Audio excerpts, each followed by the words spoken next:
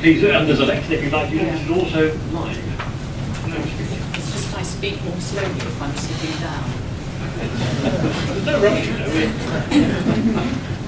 know. Good morning, everybody. I'm sorry about this, but I get very relaxed when I'm sitting down and I slow down, and I thought that as I've got about 9 minutes worth to give to you, I should stand up. I wanted to start though by explaining, just giving you a little bit of history of the Barrow Cadbury Trust and a little bit about its values, because I thought it might help to explain why the trustees were the early adopters, were enthusiastic to explore the possibilities of social finance. The Trust was founded in 1920 by two Birmingham Quakers, both energetic social reformers and generous philanthropists. They were particularly concerned with the criminal justice system, with health and education. They were influenced by Joseph Rowntree in formalising their charitable giving. And in particular, Barrow established the tax-paying Barrow Cadbury Fund alongside the much larger charitable Barrow Cadbury Trust. This was for projects, obviously, that fell outside the legal definition of charitable. I think that's quite an unusual, and I have to say it's a really helpful mechanism. Quaker values have informed our ethical investment policy always. We have an approach which we describe as using all our assets, not just our money. So we use our name as leverage, we'll use our expertise, we'll use our convening power. And we also have a history of funding via loan finance, set up several revolving loan schemes in our past. So when in 2009 the opportunity to invest in the Peterborough Social Investment Bond came along, it was very timely. We had a century-old interest in reducing reoffending. We had a current track record of working with the St Giles Trust. So in terms of partners, as well as potential impact, it was frankly for us the perfect entry point. So since then, we've continued to invest. What do we look for? Social impact. Above all, social impact. I think our investments, broadly speaking, have fallen into three categories. The majority, like the Peterborough SIB, have been what we might call programme related, i.e. interventions that we might in other circumstances have grant aided. As with our grant making, we are actively seeking to support pilot projects, new innovations, upstream early interventions. An example, local to me, I'm a Bristol resident, is something called Bristol Together, which is a community interest company that has developed a 5-year bond to raise working capital for buying and refurbishing properties, and in the process providing work and training opportunities for ex-offenders. Impact, 5% reoffending rate over 4 years, which those of you that know anything about it will know is bloomin' fantastic. 46% is currently the national average. Risks, well, apart from working with that particular client group, which has on occasion proved very interesting, overruns on costs, the vagaries of the Bristol housing market, because this ain't London, both have caused cash flow difficulties. But at the moment, the project is on track to repay the bond at the end of the 5 years. So our second motivation has been supporting voluntary sector infrastructure. And as an example, we've made an equity investment as well as a loan in the purchase and redevelopment of a shoe polish factory in Vauxhall, now known as the Foundry, a social justice and human rights centre housing 20 voluntary sector organisations. A project that came in on time, in budget, and won a REBA award this year.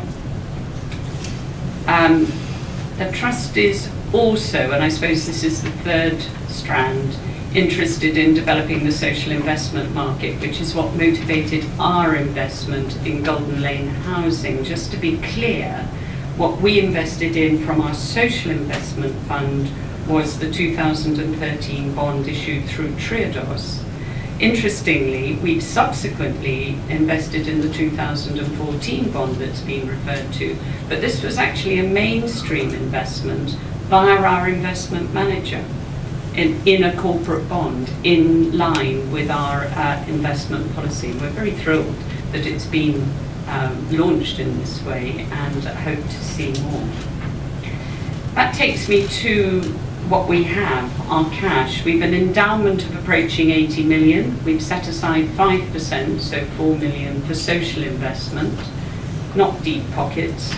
But we're aware of the kite mark effect, the pour encourager les autres, the leverage that even a comparatively modest investment by Barrow Cadbury can afford an enterprise. And that was one of the reasons I understand why social finance were very keen to draw us into the social investment fund for Peterborough early on. And indeed, I think we were the first to commit.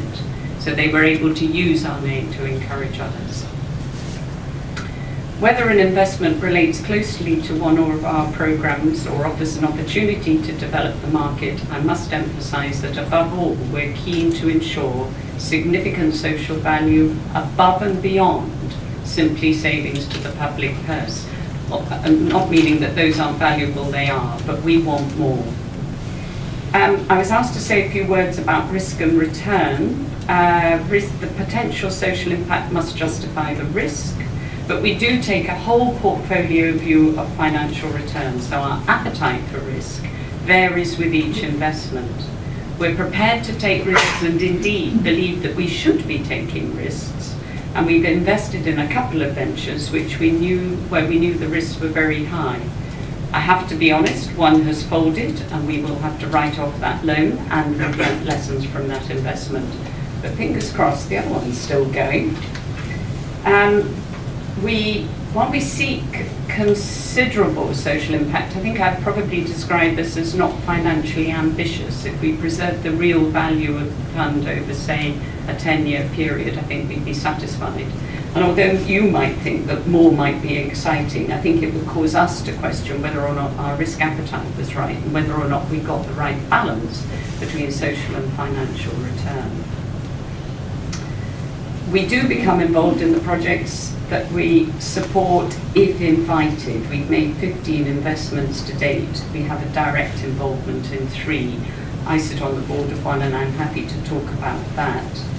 I was also asked about the question of impact on our grant making. I think this is very interesting because, well, first of all, I want to emphasize the view that frankly, grants are gold dust. Grant finance is very precious. It must be protected for the things that either can't or, importantly, should not be financed in any other way. And we're also quite keen on blended finance. We made ethics a grant as well as a loan, for example. But while our grant making is by no means reduced in scale or ambition, I would suggest that it's benefited. I think it's benefited from a sharpening up of our due diligence, if I'm honest, and from our increasing expertise and our better ability to discuss different forms of finance and the appropriateness or otherwise of loan finance with our applicants and our grantees in their quest for sustainability.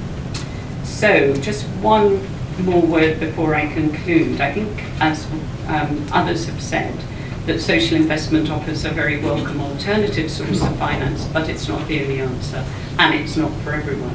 And if I'm blunt, I do sometimes worry a little bit about the current rhetoric. I don't think it's helpful to disparage grant dependency. I don't think it's helpful to describe charity trustees as risk averse when they think that new forms of finance are not for them. But on that rather stern note, I would say that for Barrow Cadbury Trust, the beauty of social investment, I think there are 4 key points. We can afford to take the risks. Trust and foundations can take the financial risk off the shoulders of delivery organisations. Secondly, it can move money upstream. Earlier interventions we know can be more effective in the long run, can give better value, but are often not affordable in the short term. It can unlock mainstream finance, as we've heard, for social purposes.